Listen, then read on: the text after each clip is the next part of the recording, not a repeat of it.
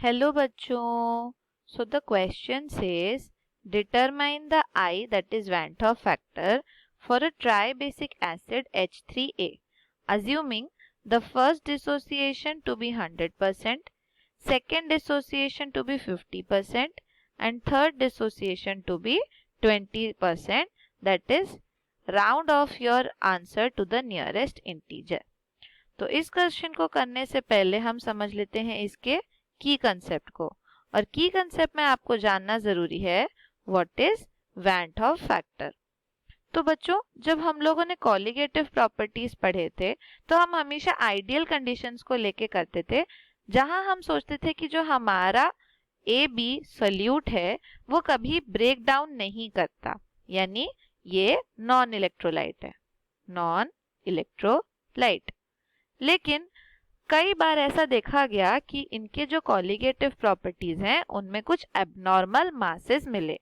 तो ये जो एबनॉर्मल मासेस है इसका रीजन ही हमारा वैन 't Hoff फैक्टर बताता है. तो हम लिख सकते हैं it tells about the abnormal behaviour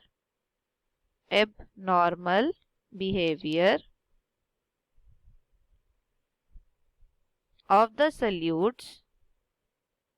the solutes due to association और dissociation. तो अब इन्होंने क्या किया, नॉन इलेक्ट्रोलाइट कंडीशन ही सिर्फ नहीं लिया, इलेक्ट्रोलाइट कंडीशन भी लिया, जहां हम बोल सकते हैं कि मॉलिक्यूल अपने अंदर एसोसिएशन यानी कुछ इंटरैक्शन शो कर सकते हैं या फिर डिसोसिएशन यानी ब्रेकडाउन शो कर सकते हैं. तो अब इसी के बेसिस पे फिर हमको ये आई फैक्टर या van 't Hoff factor calculate करना होता है. तो इसका सिर्फ एक ही आपका मतलब है कि आपको आई कैलकुलेट करने के लिए एक फॉर्मूला पता होना चाहिए, that is number of particles after dissociation या आफ्टर एसोसिएशन. हमें यहाँ पे डिसोसिएट करना है तो इसलिए मैंने डिसोसिएशन लिखा है, अपॉन नंबर ऑफ पार्टिकल्स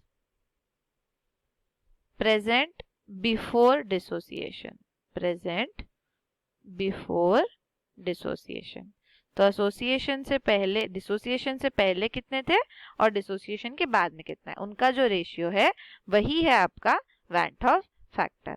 अब क्वेश्चन पे चलते हैं. तो क्वेश्चन में आपके पास जो दिया है it is a try basic acid. तो ट्राई बेसिक एसिड है मतलब हमें पता है कि इसके 3 H+ बनेंगे और एक A3- बनेगा.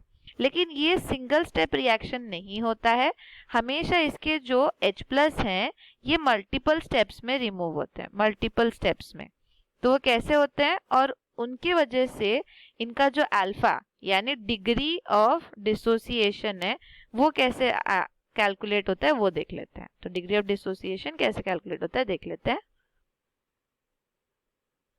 तो आपका फर्स्ट स्टेप जो है उसमें H3A है, ये एक रिवर्सिबल रिएक्शन में पहले H+ रिमूव करेगा, और अगर आप एक H+ रिमूव करते हो तो आपके पास जो रिमेनिंग है वो है H2A-.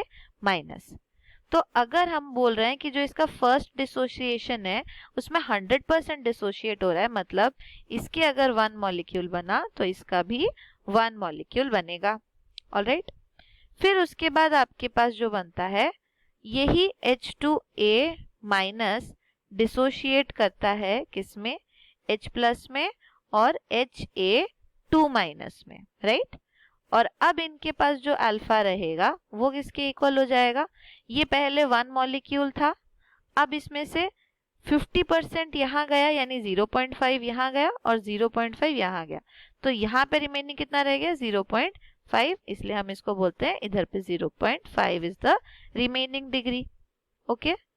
थर्ड स्टेप में आपके पास क्या बनता है, Ha2-, ये अगेन डिसोशिएट करता है, एक H+ निकालता है और A3- रिमूव करता है. और अब इसके पास जो डिग्री ऑफ डिसोसिएशन है वो कितना है 20%. 20% मतलब यहाँ पे हाफ गया और यहाँ पे हाफ गया, राइट. तो अब इसमें से कितना रह गया, पहले इसके पास 0.5 था, अब इसमें से 0.5 इंटू 0.2 यानी 0.1 इसके इक्वल हो जाएगा. तो ये हो जाएगा 0.4 के इक्वल। तो ये हो गया आपका डिग्री ऑफ डिसोसिएशन। तो अगर अब हमें इसमें वैन हॉफ फैक्टर निकालना है तो हमें पहले देखना है क्या, हमने बोला था it is number of particles after dissociation upon before dissociation. तो बिफोर डिसोसिएशन तो 1 है, वो तो इसलिए डिनोमिनेटर में 1 रह जाएगा। पर आफ्टर डिसोसिएशन में हमारे पास क्या क्या बन गए हैं, आफ्टर डिसोसिएशन में हमारे पास 3 H+ बने हैं, ठीक है। उसके बाद H2A- बना है, Ha2- बना है और A3- बना है। तो इनका हमें लेना है टोटल। अब इनको ऐड करने से पहले देखते हैं, पहले H+ के लिए लिख लेते हैं 1 + 0.5 + 0.1, ये आपका बना है H+ के लिए। और उसके बाद हमारा H2A-, ध्यान से देखो यहाँ पे 1 है लेकिन यहाँ पे 0.5 है। अब जब लेफ्ट और राइट हम लोग इक्वेशन में लेते हैं तो हम उसको सब्ट्रैक्ट कर देते हैं, तो हम इसको लिख सकते हैं 1 - 0.5 प्लस Ha2- यहाँ पे बना है और Ha2- यहाँ पे बना है, तो 0.5 और 0.4 ले सकते हैं इसको डायरेक्टली हम 0.4, और फिर उसके बाद A3- 1 बना है तो उसका हम 0.1 यहाँ ले सकते हैं। तो इसको अब हमें कैलकुलेट करना है। तो ये कितना इक्वल हो गया, 0.5 प्लस यहाँ पे भी ये 0.5 है तो मैं इसको डायरेक्टली लिख सकती हूँ यहाँ पे 0.5 के इक्वल 0.5 प्लस 0.5 1 प्लस 1 2 प्लस 1.1 0.1 0.1 0.2, तो ये हो गया 2.6/1 के इक्वल। और हमें क्वेश्चन में क्या है पूछा गया है कि round off to the nearest integer, right. तो नियरेस्ट इंटीजर 2.6 का क्या हो जाएगा, इट इज इक्वल टू 3, इसीलिए आपका आंसर क्या है, van Hoff factor is equals to 3 for the tribasic acid H3A. So hope you understood it well. Thank you.